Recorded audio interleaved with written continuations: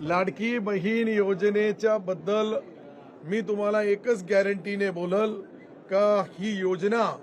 इतकी लोकप्रिय होईल का मध्य प्रदेशपेक्षा ही महाराष्ट्रामधली ही लाडली बहीण योजना आणि त्याला तरतूद त्याला महिन्या 19 तारखेला जे काही आमचा